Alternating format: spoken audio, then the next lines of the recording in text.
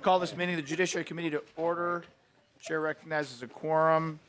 Members, today we've got the tax court presentation and two bills.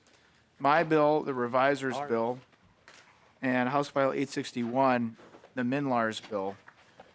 The Revisor's bill will be recommended to go to the General Register. It makes technical amendments.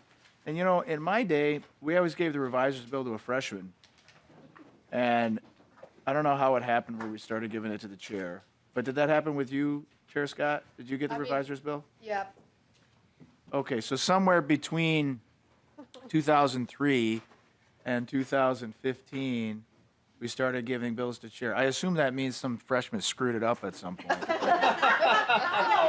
And that's hard to do. Not us. Really Yeah, it's hard to screw up Revisor's bill. But anyway, okay, that's fine. I got it now. And then House File 861 will be re-referred to Ways and Means. And we're just focusing on the liability portion of this bill. So, minutes of February 20th. Can I have a motion to approve the minutes of February 20th? Representative Noor moves the minutes. Any discussion? All in favor, say aye. Aye. All opposed, say no. Motion passes. The minutes of February 20th are approved. Tax court, please come forward. Welcome. This is the presentation for the budget. This is the budget presentation, right? Assume so. Thank you. Please identify yourself for the record and tell us who you represent. Thank you, Mr. Chair. I'm Brad Della Pena, Chief Judge of the Minnesota Tax Court. Judge Joanne Turner, also from the Minnesota Tax Court. Welcome back to the committee. Thanks. Please proceed. When we were here 3 weeks ago, we closed with a heartfelt thanks for funding our case management system. That system, C-Track, manages the court's docket, its inventory of cases. It allows court personnel in an instant to locate any case, to see a list of all filings and events in the case, and to view all related documents. C-Track has two additional modules beyond internal docket management. The first, public access, allows the public to remotely view the court's docket over the internet. The second, e-filing, allows taxpayers and other litigants to file documents in court remotely. Our sole change item for this year is for one additional employee to staff an e-filing help desk. Because we will ask taxpayers to use technology to file documents, we want to fully support taxpayers in that task. All judicial branch courts in Minnesota, the district courts, Court of Appeals, Supreme Court, and the Office of Administrative Hearings, the major administrative court, all already have e-filing systems in place. In this technological age, litigants, including taxpayers, expect courts to receive documents electronically and remotely. E-filing, however, will require taxpayers to use a sophisticated computer program. To e-file a document in any court, a litigant must complete the following steps. They have to create an account with the court, log in and authenticate their identity, navigate screens, properly select filing types from drop-down menus, and attach electronic documents, among other tasks. Although e-filing will be highly convenient for taxpayers and other litigants, it will require the court to provide users with substantial technical and legal support to make sure that process works. Our change item will allow us to provide that support to taxpayers. The person staffing the court's e-filing help desk will need a detailed command of both the C-Track system and its e-filing module, and of all applicable court procedures. The court is confident that we will be able to find a suitable candidate for this important position. Excellent. Thank you, Judge. Just to follow up on a couple of points that the chief made, this is in some respects a rather unique position. We partnered with Minute to try to figure out how to describe the position and a best estimate of what it would cost to staff it. It's got to be somebody with some pretty significant technology chops, because they will also need to manage the system for us internally. So for example, every time Westlaw pushes out a patch, a security patch, not Westlaw, Thomson Reuters pushes out a security patch or a new update to the system, it has to be tested against our initial configuration to make sure there are no unintended consequences, that we haven't accidentally flipped a switch someplace that throws the system off. In addition, it's got to be somebody who's either comes to the job or is willing to learn our internal procedures and enough about the law to offer some substantial assistance to taxpayers. And it's got to be somebody who can explain to a pro se taxpayer who's up against a filing deadline in calm and measured terms that the pro se litigant can understand exactly what to do. So the number that we've asked for, again, working with Minute to try to figure out how to describe this person and what our best estimate is of the cost. This is the number Minute arrived at. If it's more than that, we'll cover that internally, and we will also cover internally any hard costs associated with the position. Thank you, Mr. Chair. Thank you. So the Minute number you got, was that the $600,000 number? No, that's the $125,000 number, Okay, thank you. and that's salary and benefits. Understood. Okay, thank you. Other, does that kind of the corpus of your presentation? Yes, sir. And so are there questions that members have from the committee? Okay, well, quick and dirty. We appreciate it. Thank you very much. Now, as we get closer between now and markup, I'm sure we'll have more questions, and, you know, Rachel will get a hold of you if we need those answered, okay? We'll be happy to do it, Mr. Chair. Thank you very much. Thank you Thank for you, being Mr. here Chair. today. Thank you, committee.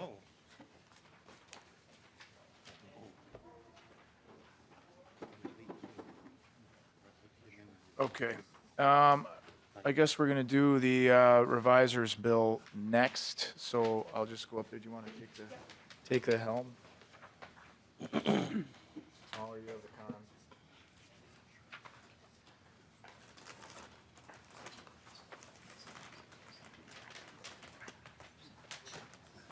I was just kidding. Thank you. That was very nice of you. I Rick didn't Hansen's here. think you. Let's do that bill first, since you're just sitting here. You didn't see me, Mr. Chair. I didn't see it. Let's just switch it up since you're waiting around, and I'm going to be here anyway. So, so will everyone else. So, do we have a motion from the committee to move Representative Hansen's House File 861? Representative Cantrell moves House File 861. This is MNLARS bill. Go ahead, Representative Hansen. Thank you, Mr. Chair and members of the committee. House File 861 is making a stop in your committee because of Subdivision 6. And this is a provision that was added by amendment. I had incorporated a concern from Representative Kosnick about for deputy registers, if we're providing $10 million in reimbursement, that there should be some protection for the state from future litigation if that was accepted. In talking with some folks on line 3.22, I have a suggestion for an oral amendment, Mr. Chair, if that would help clarify. On Subdivision 6, the suggestion was to strike the words immunity and capitalize the word R on release, because in truth, the provision is not an immunity, but it is a release from liability. So this would be a more accurate statement of what the subdivision does. And Mr. Chair, I'm not sure if you have the ability to do oral amendments here, but that was a suggestion from Mr. Carlson. Okay. Well, let me ask this. Maybe I could ask Mr. Carlson this. Given that section headings are not material in the interpretation of statute, why does that matter?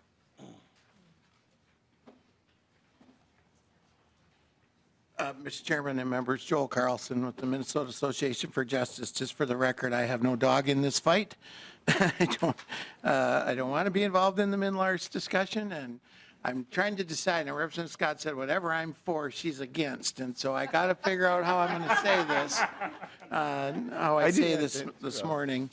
And, Mr. Chair, you were right. They did start giving the bills to chairs after Eric Lippman tubed the revisor's bill on the House floor by accepting an amendment, and I think they were hazing him a little bit, but it's always been that way. And I remember watching it from the gallery, and it was a thing of beauty. Mr. Chair and members, as I read this language, and again, we're not weighing in on this, but I don't think you want to leave the impression that you are immunizing the state by passing this language. What you really have in 3.22 through 3.29 is a settlement and release from liability for the state for any deputy registrar that wants to participate in this. You are not immunizing the state with this language. You're not giving them any statutory protection. And so, while the heading is not part of the statute, and we understand that, you're certainly creating a misimpression with the heading that doesn't reflect reality that's in the bill. I think it's a minor change to strike those two words, and it cleans up what could be a problem down the road, because immunity is the word that people are going to look at, and you're not giving them any immunity. That was my only suggestion as you asked me to look at the language. Okay, well, that's fair. I mean, I guess given that, I would accept that as an oral amendment. Is there any objection to that from anyone? Representative Carlson. Mr. Chair, can you just repeat what exactly the oral amendment is again? The oral amendment would be on line 3.22 to strike the word and to capitalize the R and release. So instead of immunity and release, it is immunity release from liability would be the oral amendment. Okay. Striking the word and. Striking the word and. Got it. No, Mr. Chairman. Oh, okay, scratch that. Okay. Rewind. Getting rid of the word immunity too, right? Yes. Okay. Mr. Chairman, if you want to clean this heading up, here's what I would suggest. I would strike immunity and I would insert settlement. Actually, strike immunity and insert settlement. Settlement and release from liability. That's what you're providing. There, I finally figured it out. Okay, all right. I don't generally have an issue with this anyway, considering, like I said, the section headings are not interpreted in statutes. So it's not pittable, but to interpretation, but it could be clarifying for as this bill moves on from here. Any objection to that? So then the amendment, the oral amendment would be on line 3.22, strike the word immunity and replace it with the word settlement. Am I right? All right. Okay. All in favor signify by saying aye. Aye. All opposed say no. Motion passes. The oral amendment is successful. So keep going, And Representative Hansen. Mr. Chair, and I think to give a little context, this bill is for this fiscal year. So it's a deficiency bill. It is not a budget bill for the next biennium. And it is of two major parts. One is the money for MNLARS for operation. And then the second part, the 10 million, Section 4, is money for the deputy registrars for reimbursements. These are the governor's budget recommendations for this fiscal year, FY19. And I think that's important into context. I believe there will be other MNLARS bills coming for the biennium, but this is one where we're trying to move this fast because on the MNLARS side of it, there are contractors where need to be continued, just like last year as we get into March, and then also recognizing that the deputy registrars have had costs and that we're trying to provide support for those costs. The provision in front of you here, again, from Representative Koznick, actually had two provisions. One was the subdivision 5, so that if a deputy registrar went out of business after they received the money within 12 months, there'd be a clawback. And then subdivision 6 is this release, settlement and release from liability. So these are designed to try to provide some protection for the taxpayer. These are general fund appropriations in this fiscal year. compared to past appropriations have been taken from different accounts and different fee-funded accounts. These are general funds going towards finishing MNLARS and then reimbursing deputy registrars. Thank you, Representative Hansen. Can you tell me, as a person who has tried to stay as far as I could away from the MNLARS minutiae, what kinds of things would a deputy registrar sue the state over in the deployment of MNLARS? I mean, what kinds of things are we shielding the taxpayers from liability on this vis-a-vis the deputy registrars? Mr. Chair and members of the committee, last week I chaired the Audit Commission where there was a very detailed report about what went wrong with MNLARS and how that was impacted, how the deputy registrars had costs in that. There was increased time, overtime. There were some employees that quit. There were just the time and the frustration of taking longer to issue what they were issuing before, more simply with the legacy system. So I think it's the cost. The deputy registrars have done surveys in terms of some of their costs relating to expenses and foregone revenue. If you remember, Mr. Chair and members that were here last year, I think there were runs provided when a similar bill was done that broke down.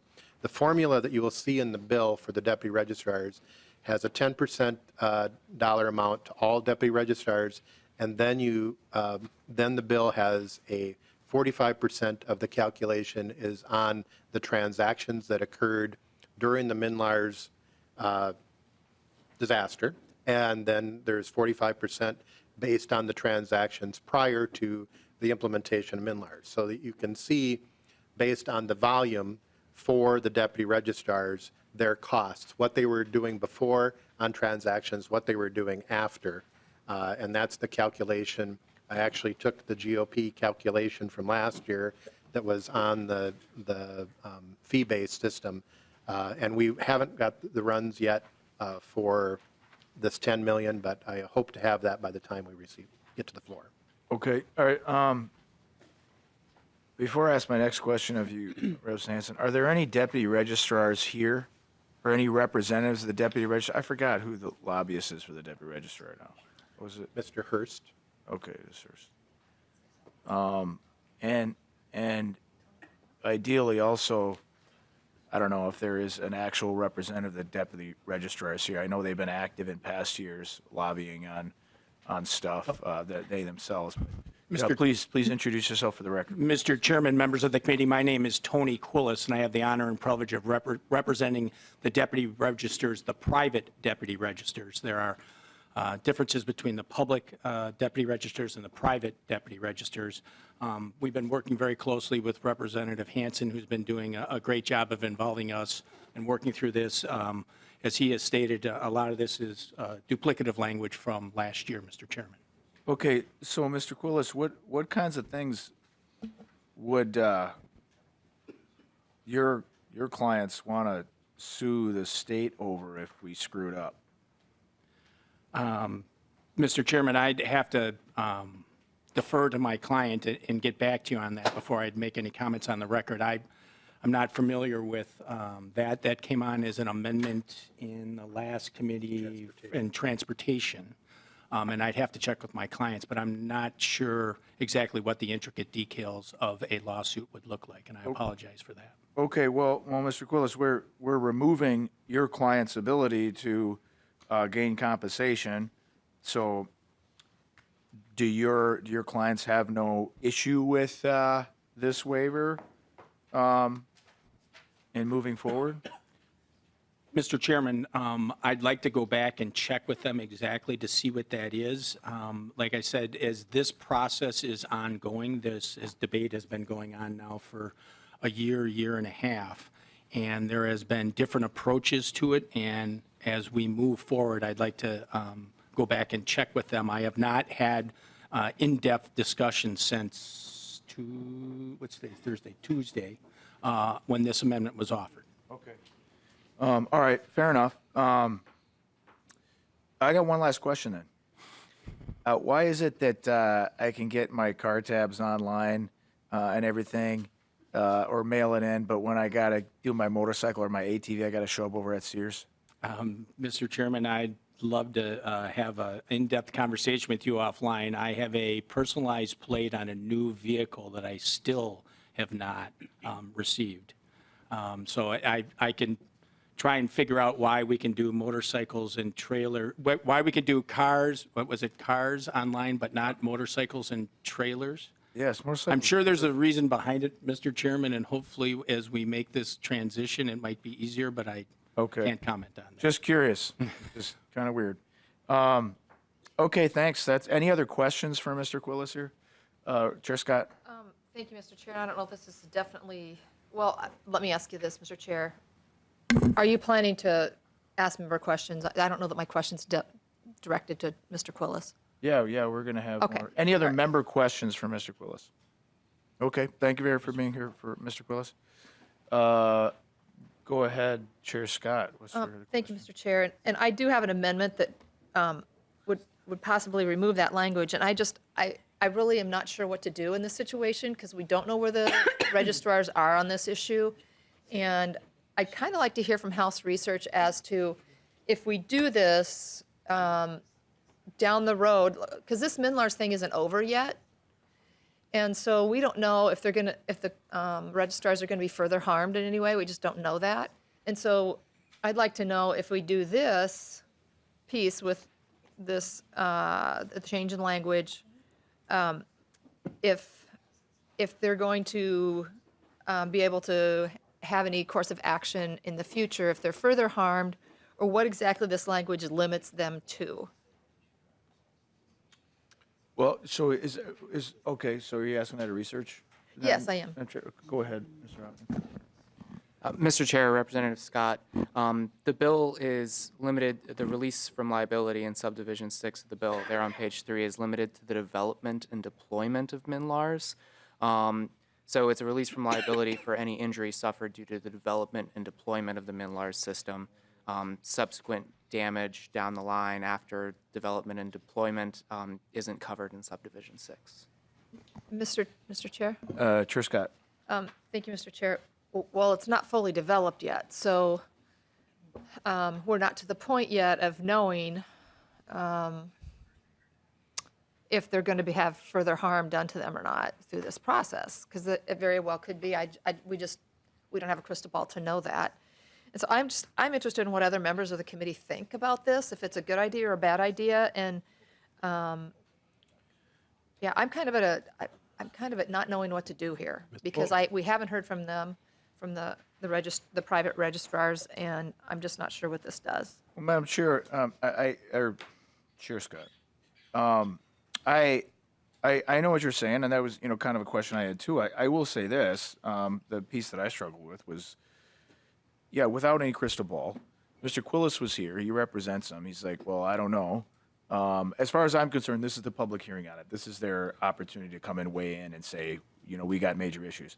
Second, if the liability is tortious, intentional, or what have you, because let's say the new MNLARS system zeroes out the ability of the deputy registrars to run their business because we move to a different system that doesn't include them, which I don't think is being proposed, but let's just say that ultimately happened, they wouldn't have a claim anyway because of official immunity or qualified immunity or something. It would be zero. The only claim they would have would be something along the lines of negligence. So there was a negligent piece in the deployment that impacted and didn't put them out of business, but there were costs associated with that. And I guess I would expect that if that were to happen, the deputy registrars have been well represented here over the years, and I tend to think that we've taken care of them, and that they probably would be being taken care of again through the legislative process, rather than, let's say, a lawsuit, which we're precluding their ability to recover on here in a situation as narrow as negligence. So when I read this, I guess I don't see there is an issue, and I do, well, I'll just say that. But Representative Lucero. Thank you, Mr. Chair. And related to Representative Scott's point, I appreciate the bill author's use of the word disaster. And I just want to remind the committee that this is not past tense. This is a continuous, ongoing disaster. So when I got home last night, I wanted to refresh myself with the news of the day, which I normally do. And I came across a shocking story here that, again, was only a few hours old as of yesterday. And this is from Fox 9 regarding Governor Walz's budget proposal. Governor Walz is seeking at least $100 million more for Minnesota's driver licensing and registration system, doubling the amount already spent in the program that has been plagued with breakdowns and delays.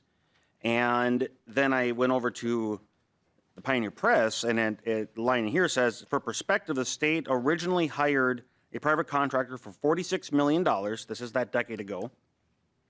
And as of at the end of session last year, we were already exceeding $100 million. And I believe the last bill we did was $10 million, if I recall. So we're about $110 million right now. And then this is $16 million. So in addition to the $110 million, and then the $16 million here, there's a budget proposal for another $100 million for this system.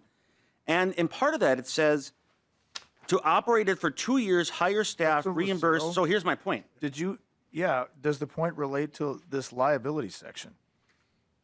My point to the liability section is the cost because of the ongoing.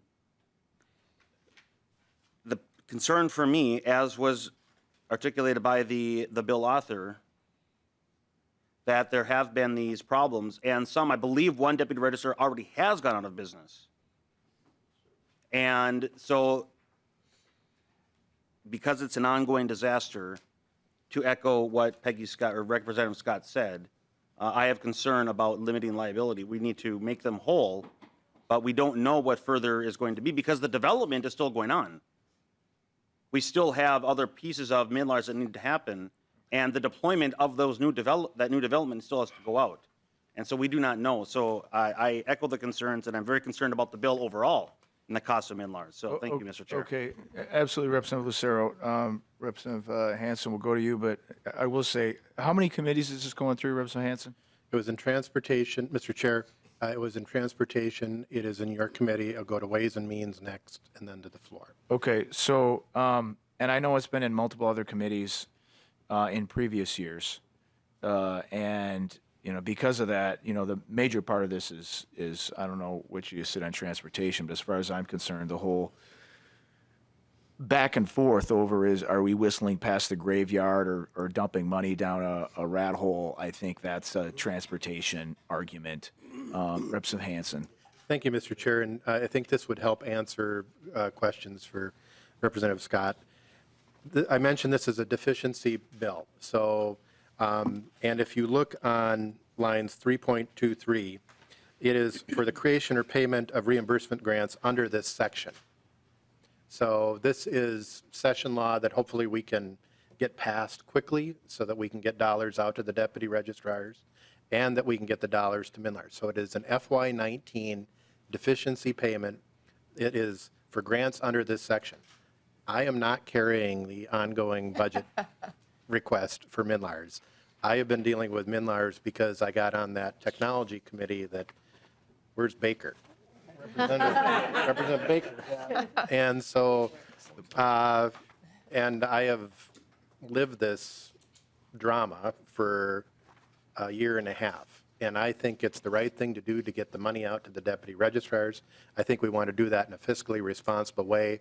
I think this is a logical correction that Representative Cosmic, I was trying to be bipartisan and say, here, could we please, instead of going over who did what when, could we please actually get this fixed and get some money out to the deputy registrars and get this working so that we could finally get the system working.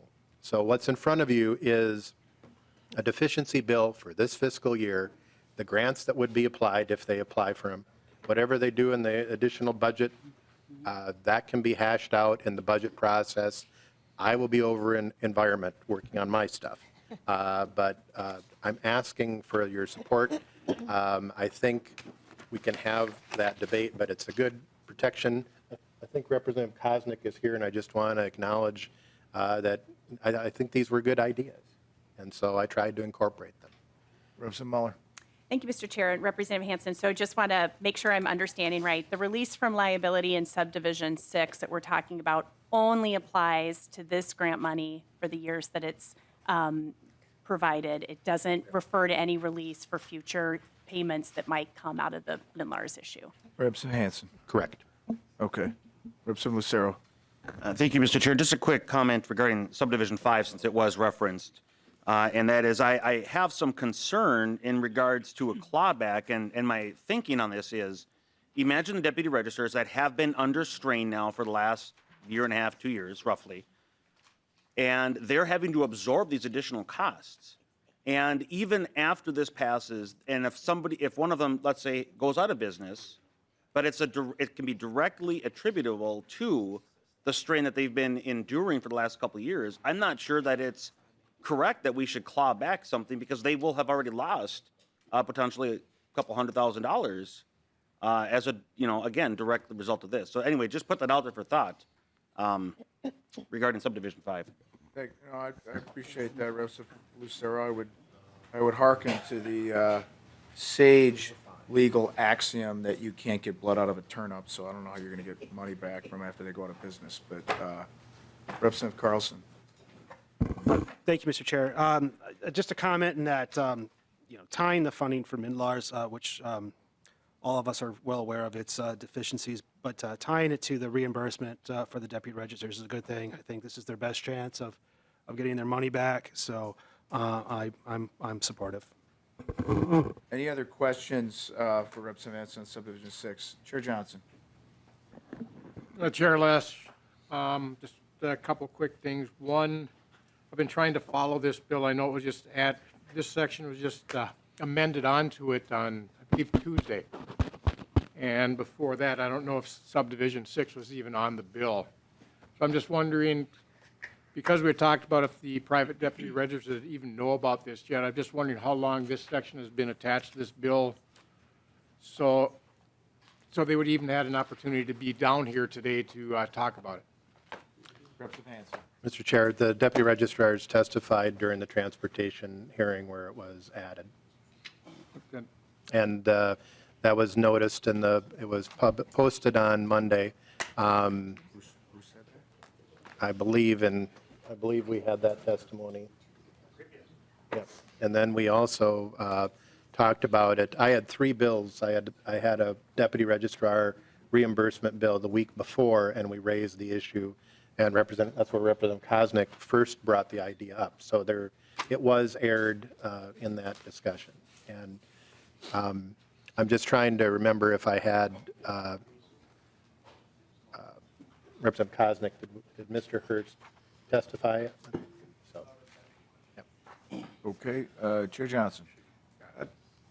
That was my concern, to make sure they had a time, especially when we got notice of this bill being before this committee yesterday afternoon. So it was very late, so it's tough to get in contact with the people to find out. And the other issue I have is a little bit, just a reminder that we passed the same bill last year without that subdivision. That was for the previous years, so we've gone just about another year with these deputy registers losing funds that is not allocated in this bill, so it's less. Actually, they have less money they're getting for the time, because we're not dealing with the last 8 to 12 months. Okay. Other comments from members? Representative Robbins. Thank you, Mr. Chair. Thank you, Mr. Hansen. I had a deputy registrar in my office last week, and I echo Representative Lucero's concerns about the clawback, because, this gentleman and his colleague are on the brink of going out of business now for the harm already caused. So if the attempt is to make them whole, they've already incurred those costs and are struggling mightily. So I'm not sure that that's the best tool. And secondly, I'm a freshman, and so I wasn't here last year. Some estimates I read were that they've their costs have been like 30 million, and this provides 10. So is there any breakdown of how that is, or are we attempting just to provide a certain percentage of their losses? Can you explain that number for me? Thank you. Representative Hansen. Mr. Chair, and I understand we're talking about subdivision 6. We had the whole discussion in the Transportation Committee about the merits of the bill. Sure. But there have been a wide variety of numbers provided. Some numbers were lower, some numbers were higher, some were way higher. The recommendation in front of you is the governor's recommendation for $10 million, and I'm carrying that. And thank you for that indulgence, Representative Hansen. Representative Grossel. Thank you, Mr. Chair. And I guess I just got one question for the author. Why is the funding for making the deputy registers whole tied to the MNLARS request? Because I know we all want to make those deputy registers whole. We all know what this debacle of MNLARS has been. Why couldn't that be a separate request, a separate bill, so that we could move past, either throwing money down, like you said, Mr. Chair, either throwing money down a hole or just getting Graveyard. Yeah, whistling past the graveyard, or just making a separate request to do what's right for the deputy registers. Well, Representative Hansen.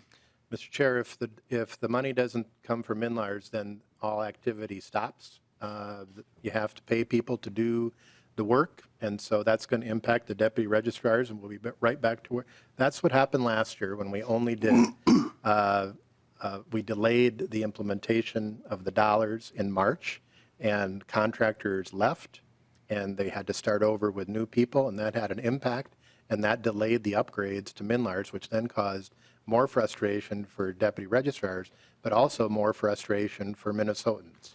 So the reason they're together is we're all in this together. We're all in this together. We have to make sure that the system gets fixed because the implementation of the functionality makes the deputy registrars have to be able to work this stuff. If the people aren't there to answer the phone when the deputy registrars have a problem, no one's going to answer the phone. No one's going to fix the problems. That's why we need the money to go to the contractors, to keep working on it, to solve the problems, to make the deputy registrars' lives easier and make Minnesotans' lives easier.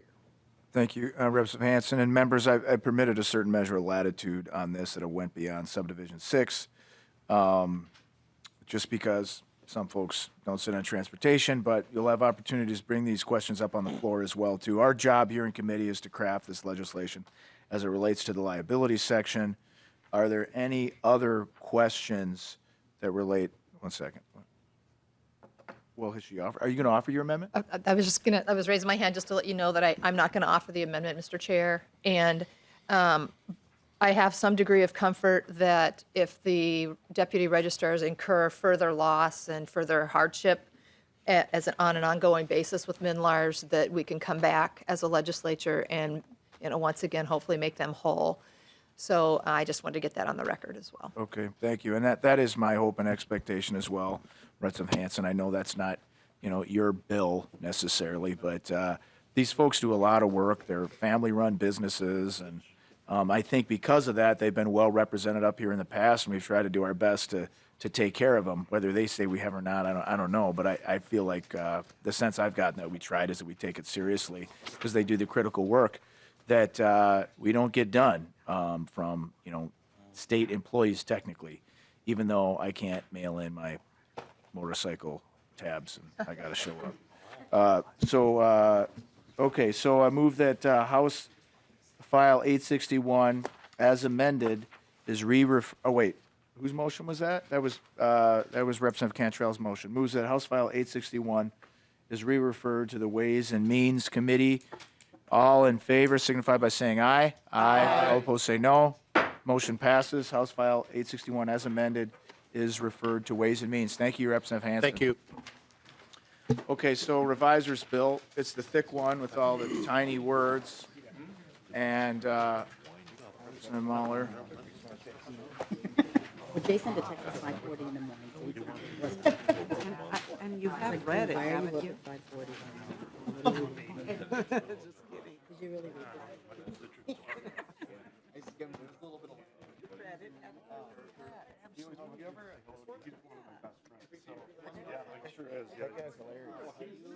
He's bigger than like you.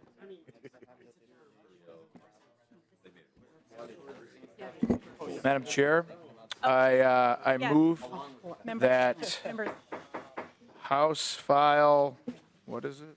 1065 be referred to the General Register. And I have with me a Deputy Revisor who's able to speak to the bill. All right, go ahead and introduce yourself, and you may begin. Thank you, Madam Chair and members of the committee. My name is Jeff Case, and I'm the Deputy Revisor of Drafting in the Revisor of Statutes Office. As Chair Lesch stated, this is our annual bill to correct the laws and statutes. I would add that the bill goes through a rigorous screening to make sure that none of the changes in it are controversial in the legislature or make substantive changes. It has a process of internal review. We share the document with House Research and Senate Counsel, and we also consult with state agencies, legislative commissions, and other interested parties. The only other thing I would mention is that I believe members of the committee have this copy here that is not stamped by the Chief Clerk's office, but House Research thought it would be a good idea just to verify or for the record that this is House File 1065, the Revisor's Bill. It's 19-1896 in the upper right-hand corner, and it's dated 2/11/19, so just doing that. Yeah, thank you, Mr. Case, and I think all of us have a copy of that and can note that that is House File 1065. Any other further testimony? No, Okay. I'd Yep, be happy to answer questions. Thank you. Any questions from members? No questions? Any other final comments? Oh, yes, Chair Liebling. Madam Chair, I see an amendment in the packet. Is that just something that, oh, I'm sorry, that is to a different bill.